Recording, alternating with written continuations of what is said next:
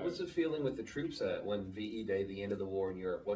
How did you all feel when you heard about that? A little apprehensive because we didn't know what was going to happen on Japan, and at that point, of course, we had no knowledge of any atom bomb.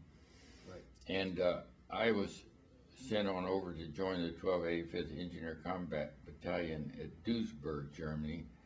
And one of our jobs there at that time was to build and then maintain a floating Bailey bridge across the Rhine. And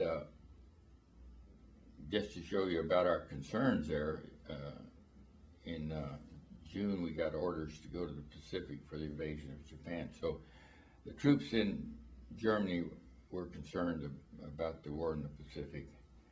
And so we had a limited celebration there, even though the civilians had a wonderful celebration. And at that time, not knowing about the bomb, knowing that the battle in the Pacific had been very long fought, many casualties, what was going through your mind as you were considering the option or the possibility of being sent over to the Pacific Theater? Well, it was part of being in the Army. Yes. And we just assumed that was probably what was going to happen to us. Again, we didn't have any knowledge about the atom bomb.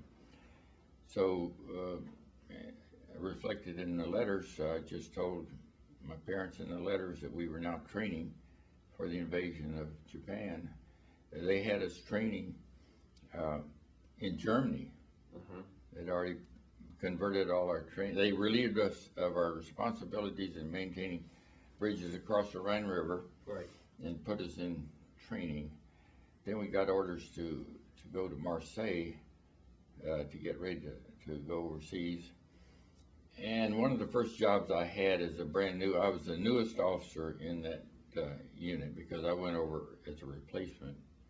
And I was assistant S3, which is operations, where you plan different operations. And so the first job I had, big job I had, which was a challenge for me a little bit, but they said, all right, you've got to do the line of march to get us down to Marseille. And so that I had to prepare when we would leave, the order of our vehicles. We had bulldozers and tanks and bridge building equipment and weapons and all of this, and I had to figure out which units would be in the lead and which ones would follow up the rear and take care of any vehicles that broke down and things like that.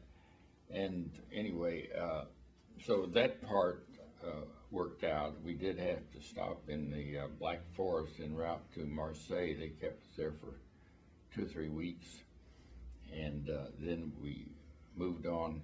I do remember as we went through some of these French towns, and we had heavy equipment and bulldozers and such, and the streets were so narrow that in some of them, in order to turn, we would scrape the sides of buildings and knock bricks off of buildings. In my little notebook I showed you, yes, I've listed the towns that we went through and such. We got down to Marseille, and we were in the staging area there, and we had all of our equipment loaded up on freighters that left for Okinawa, and they were going through the Panama Canal, and then we were loaded on the ships, on a ship called the General Breckinridge, to go to Okinawa. And we heard rumors about some kind of an atom bomb. And first there was a rumor that Japan had quit, and then we found out that was false. And then as we were sailing along the Gibraltar, announcement came over the PA system that Japan had surrendered after the second atom bomb.